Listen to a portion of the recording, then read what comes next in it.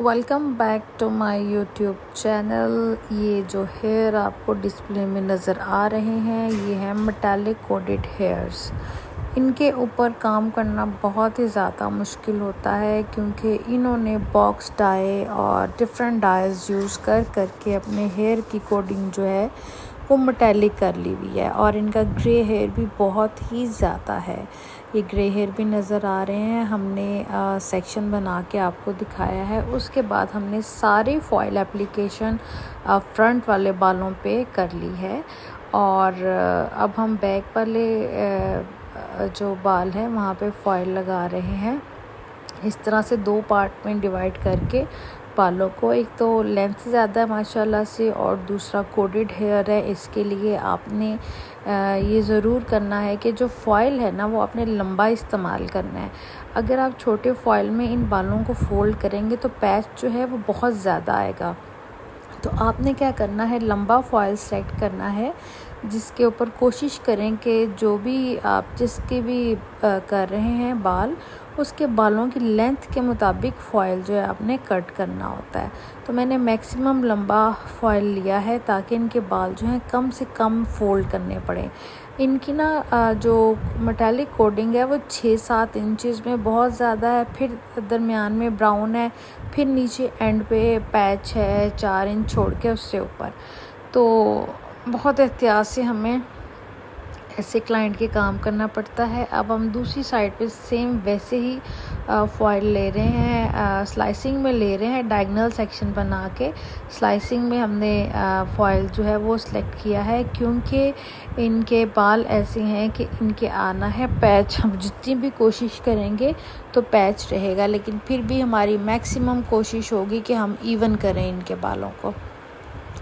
तो इस तरह से आपने बड़े ध्यान से मटेरियल जो है वो अप्लाई करना है, इनके प्री लाइटनिंग मटेरियल जो है, और फॉयल कम से कम आपने बालों को फॉयल के अंदर फोल्ड करना है।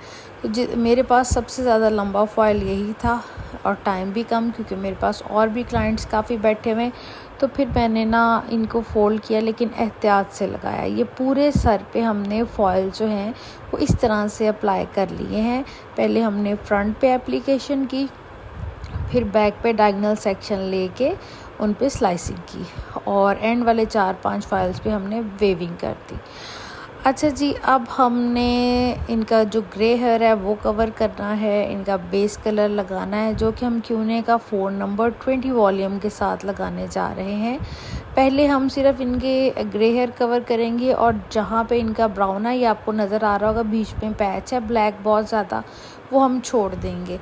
और जब हम बाकी जो ब्राउन शेड आ रहा होगा या जो ग्रे हेयर होगा उसके ऊपर हम जो है बेस कलर वो लगा रहे हैं इस तरीके से।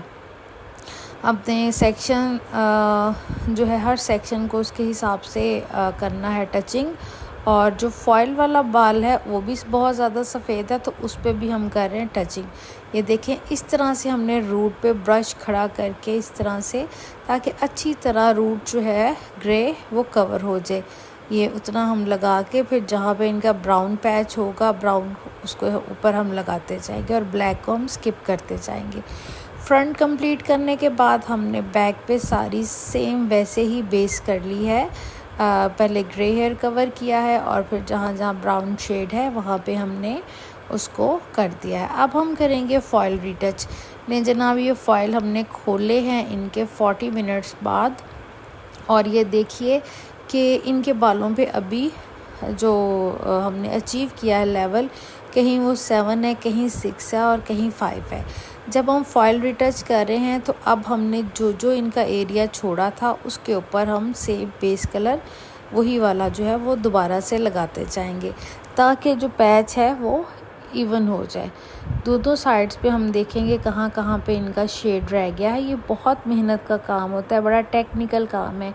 ये हमें देखने में तो बहुत आसान लग रहा है लेकिन जब हम प्रैक्टिकल कर रहे होते हैं तब हमें पता चलता है कि बहुत डिफ़िकल्ट ये काम है। तो इस तरह से हमने सारी बेस जो है वो इनकी कवर करती जाने हैं स्टेप बाय स्टेप और इस तरह से फॉयल भी रिटच करते जाने हैं। हमने सारे फॉइल्स खोलने हैं, चाहे हमें पता भी हो कि हो गए लेकिन हमने अपनी तसल्ली के लिए खोल लें। पहला मटेरियल सारा निकालना है और जहाँ पे हमें फ़ील होगा वहाँ पे हमने दोबारा अप्लाई कर देना है। लें जनाब, इनकी फुल फॉइलिंग और बेस कलर जो है वो डन हो गया है, सारा बेस कलर कंप्लीट हो गया।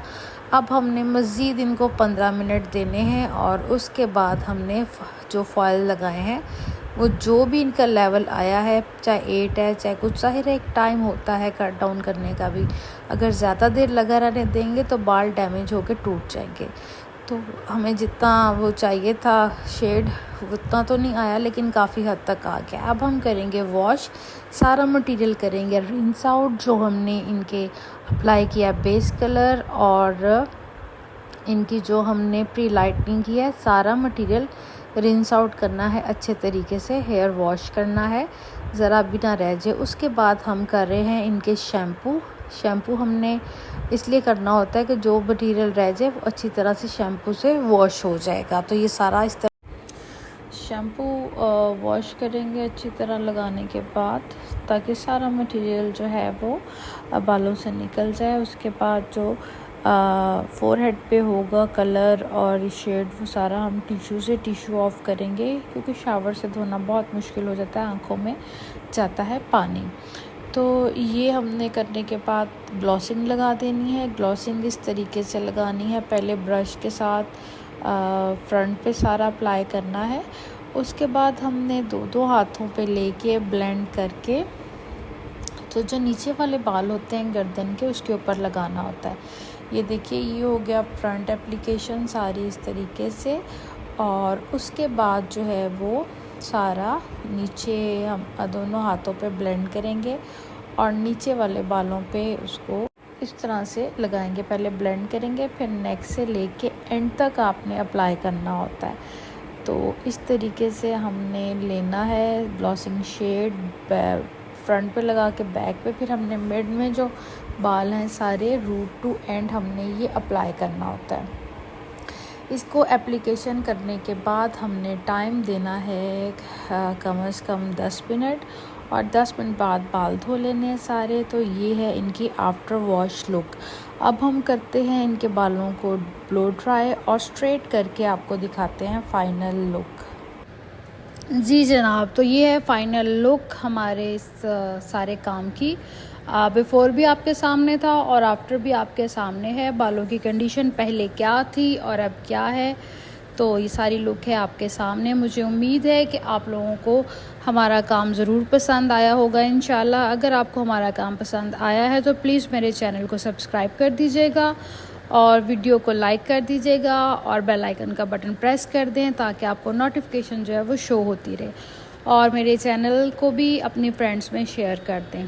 तो आप भी ज़रूर इस तरीके से घर में सैलून में ट्राई कीजिएगा ये मेथड, और मुझे बताइएगा कि आपको कोई प्रॉब्लम फेस करनी पड़ी है या नहीं। तो इंशाल्लाह होती है नेक्स्ट वीडियो में मुलाकात।